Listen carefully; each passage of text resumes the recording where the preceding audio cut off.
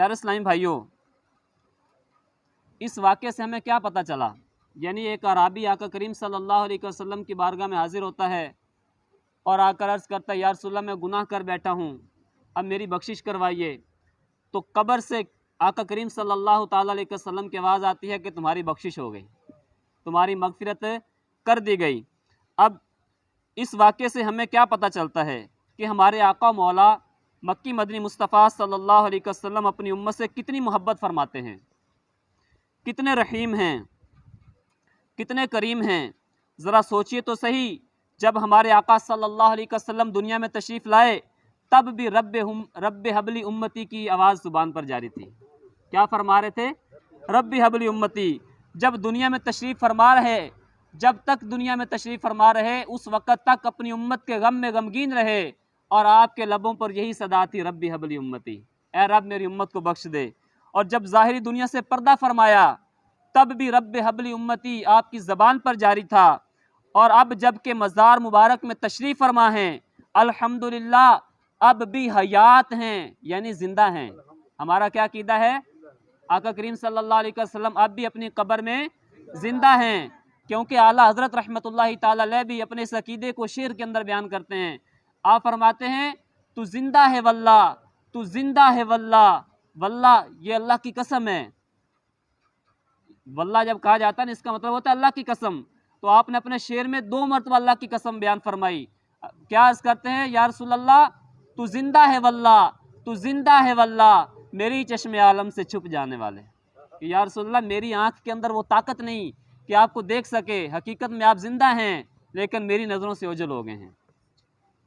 तो आका करीम सल्लल्लाहु अलैहि वसल्लम अल्हम्दुलिल्लाह अब भी अपने मज़ार मुबारक में ज़िंदा हैं, करम भी फरमाते हैं, गुनाहगारों की बख्शिश भी करवाते हैं, शफाअत भी फरमाते हैं, उम्मत के हालात से आगाह भी हैं और बिगड़ियाँ भी बनाते हैं।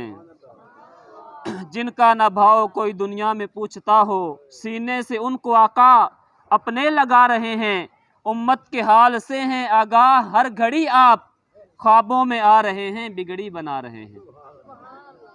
ये पीछे स्लम में जो बैठे हैं, आगे तशरीफ में बिल्कुल क्लोज होकर बैठें, कोई नहीं इतनी गर्मी, ये पंखा भी थोड़ा आगे कर दें, इस्लामी के करीब हो जाएगा। सल्लु अलल हबीब सल्लल्लाहु तआला अला मुहम्मद। तो प्यारे इस्लामी भाइयों, आका करीम सल्लल्लाहु तआला अलैहि वसल्लम किस तरह आज भी बिगड़ियाँ बना रहे हैं, तो हमें भी ये सवाल करना चाहिए। अगरचे मदीने जाना एक अपना ज़ौक़ है, उसका एक अलग शौक़ है, इंशाल्लाह आगे चल के थोड़ा उस पर भी कुछ रिवायात और अहादीस अर्ज़ करूँगा, लेकिन हम जहाँ भी हों हमारी ज़ुबान पर क्या जारी होना चाहिए? अस्अलुका शफ़ाअत या रसूल अल्लाह, अस्अलुका शफ़ाअत या रसूल अल्लाह, अस्अलुका शफ़ाअत या रसूल अल्लाह। या रसूल अल्लाह मैं आपसे शफ़ाअत की भीख मांगता हूँ, या रसूल अल्लाह मैं आपसे शफ़ाअत की भीख मांगता हूँ। और हम ये अपनी ज़ुबान पर एक विर्द जारी रखें, अल्लाह ने चाहा तो हुजूर की शफ़ाअत भी नसीब होगी और इंशाअल्लाह मदीने पाक की हाज़िरी भी नसीब होगी। मदीने पाक की हाज़िरी के लिए के मुतालिक इंशाअल्लाह चंद एक रिवायात और अहादीस अर्ज़ करता हूँ।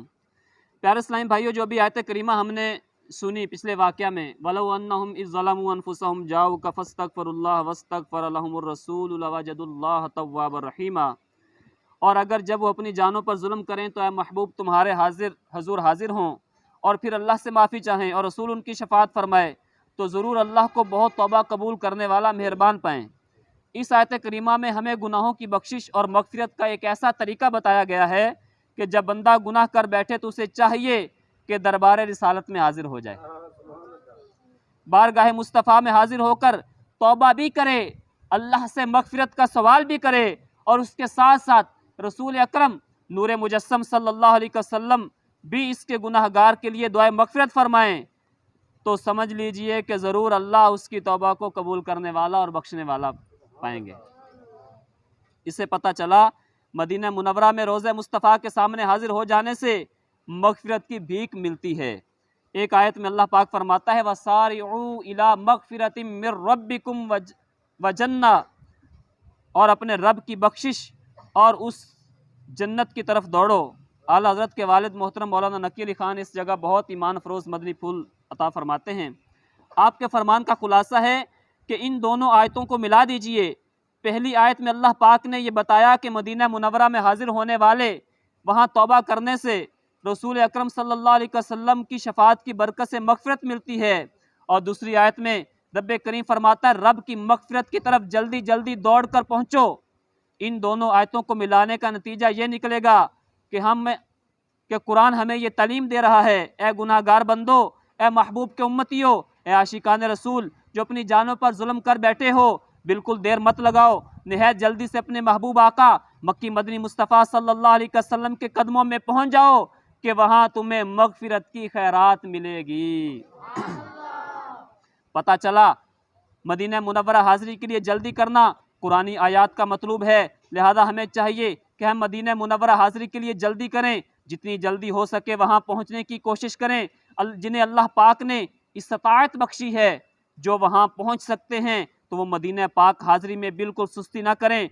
जब भी मौका मिले हाजिर हो जाया करें। और जिनके पास इस्ताअत नहीं, जिनके पास मालो दौलत नहीं, ज़ाहिरी असबाब नहीं, उन्हें भी चाहिए कि हाज़िरी मदीना का शौक़ बढ़ाएं, हाज़िरी तैयबा के लिए तड़पा करें, रोया करें, दुआएं मांगा करें। सच्ची तलब हुई तो इंशाअल्लाह करीम बिगड़ी संवर जाएगी। आह पल्ले ज़र नहीं, आह पल्ले ज़र नहीं, रखते सफ़र सरवर नहीं, तुम बुला लो, तुम बुलाने पर हो कादिर या नबी, किस तरह तस्कीन दूंगा मैं दिले गमगीन को, रह गया अगर हाज़िरी से मैं जो कासिर या नबी, आप ही असबाब आका फिर मुहैया कीजिए, फिर दिखा दीजिए मदीने के मनाजिर या नबी।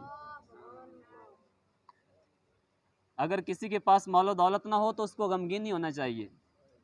कोई गरीब हो तो यूँ ना समझे कि यार मैं मदीने कैसे जाऊँगा। जिनके पास पैसा है, जिनको अल्लाह पाक ने इस्ताअत दी है, वो तो इसमें जल्दी करें, जितना जल्दी हो सके उस रोज़ा मुबारका की ज़ियारत के लिए पहुँच जाएँ।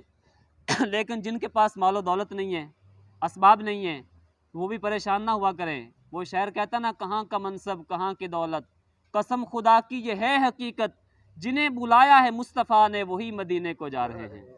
वरना होता क्या है कि लोगों के पास बहुत मालो दौलत होता है, करोड़ों लाखों रुपए होते हैं, लेकिन ज़िंदगी में उन्हें रोज़ा पाक की हाज़िरी नसीब नहीं होती। लेकिन कुछ ऐसे भी होते हैं जिनके पास कुछ भी नहीं होता, और हमने अपनी आंखों से देखे हैं कि बज़ाहिर कोई ज़रिया नहीं है, ताज़ा रोज़ का कमाते हैं, रोज़ खाते हैं, लेकिन जब आका करम फरमाते हैं तो मदीने पहुंच जाते हैं। तो इसलिए यूँ ना समझा करें कि यार हम कैसे जाएंगे, बस तड़पा करें, अपनी तड़प को बढ़ा दें। और रुकन शुरा हाजी अब्दुल हबीब अत्तारी सल्लल्लाहु अलैहि बारी माशाल्लाह आपको बहुत कसरत के साथ मदीना पाक की हाज़िरी नसीब होती है। आपसे पूछा गया कि मदीना पाक आप कैसे पहुँच जाते हैं, और अगर किसी को जाना हो और उसके पास असबाब ना हो तो वो क्या करे।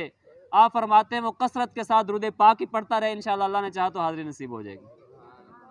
तड़पते रहें, मचलते रहें, तसव्वुर मदीना के अंदर गुम हो जाएं, याद ही याद में मदीने पहुंच जाया करें। इंशाअल्लाह अल्लाह ने करम किया तो कभी हकीकत में भी चले जाएंगे। सल्लु अलल हबीब सल्लल्लाहु तआला अला मुहम्मद सल्लल्लाहु अलैहि वसल्लम। वहाँ जाने से होता क्या है, मिलता क्या है। फरमाने आला हज़रत रहमतुल्लाहि तआला अलैह का खुलासा है, सरवर आलम नूर मुजस्सम सल्लल्लाहु अलैहि वसल्लम के रोज़े पुरनूर पर हाज़िरी और वहाँ की खाक को बोसा देने की सआदत सब मुस्तजाबात से आज़म और अहम बल्कि करीब व वाजिब है। जज़्बुल कुलूब में शेख मुहक्किक अल्लामा अब्दुल हक मुहद्दिस देहलवी रहमतुल्लाहि तआला अलैह नकल करते हैं, जबकि मुसलमान ज़ियारत की नियत से मदीना मुनव्वरा आता है तो फरिश्ते रहमत के तोहफ़ों से उसका इस्तकबाल करते हैं। लाख कुदसी हैं काम खिदमत पर, लाखों गिरदे मज़ार फिरते हैं। यानी हजूर अकरम नूर मुजस्सम सल्लल्लाहु अलैहि वसल्लम की खिदमत के लिए लाखों फरिश्ते हाजिर रहते हैं, और लाखों फरिश्ते आप सल्लल्लाहु अलैहि वसल्लम के रोज़े पुरनूर के गिर्द चक्कर लगाते रहते हैं। सुनन दार कुतनी में रिवायत है, अल्लाह पाक के रसूल रसूल मकबूल बीबी आमना के फूल सल्लल्लाहु ताला अलैहि वसल्लम ने इरशाद फरमाया, मन ज़ारा कब्री वजबत लहू शफाअती, जिसने मेरी कब्र की ज़ियारत की उसके लिए मेरी शफाअत वाजिब हो जाती है। तैबा में मर के ठंडे चले जाओ आंखें बंद, तैबा में मर के ठंडे चले जाओ आंखें बंद, सीधी सड़क ये शहर शफाअत नगर की है। ए ज़ायरीन मदीना, इसी चौखट पर उम्र गुजार दो। अगर किस्मत में यही मौत नसीब हो गई तो खुशखबरी है कि तैबा में मरना सीधा जन्नत का रास्ता है। प्यारे इस्लामी भाइयों, आला हज़रत के वालिद माजिद मौलाना नकी अली ख़ान रहमतुल्लाहि ताला अलैह ने इस हदीस पाक के तहत 2 ईमान अफरोज़ मदनी फूल जिक्र फरमाए हैं। आइए इनका खुलासा सुनिए। मदनी फूल नंबर 1, यहाँ एक सवाल जहन में उठता है। कौन सा सवाल? तवज्जो से सुनेंगे इंशाल्लाह तो समझ भी आएगी। पीछे वाले भी तवज्जो से सुने। ये बच्चे जो शोर कर रहे हैं ये भी मेहरबानी करें, तवज्जो से सुने। अल्लाह ने चाहा तो इंशाल्लाह ये बच्चे भी मदीना जाएंगे इंशाल्लाह। लेकिन मदीने का जिक्र अगर मोहब्बत से सुनेंगे तो मदीना जाएंगे ना, क्योंकि बाअदब बानसीब, बेअदब बेनसीब। सुनिए,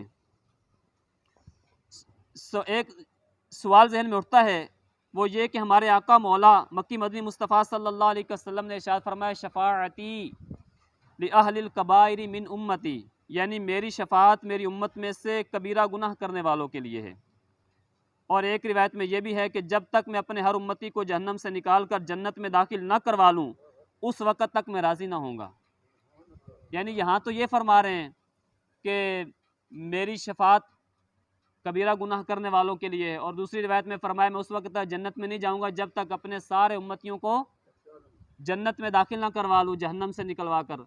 और ये जो मदीना पाक की हाज़िरी के बारे में हदीस पाक है, फरमाया मन ज़ारा क़ब्री वजबत लहू शफ़ाअती, जिसने मेरे रोज़े की ज़ियारत की उस पर मेरी शफ़ाअत वाजिब हो जाती है। तो यहाँ पे आला हज़रत रहमतुल्लाहि ताला अलैह के वालिद साहब फरमाते हैं कि यहाँ पे ज़हन में ये सवाल होता है कि आका करीम तो सारी उम्मत के लिए भी फरमाया है और यहाँ पर ख़ास हाज़री मदीना के लिए भी।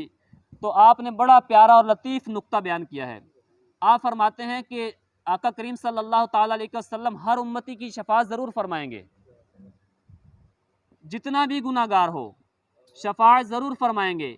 लेकिन वो नुक्ता क्या है, आप फरमाते हैं कि हो सकता है कि कोई ईमान की हालत में मरे ही ना, यानी शफ़ाअत उसकी करेंगे ना जो ईमान की हालत में मरेगा।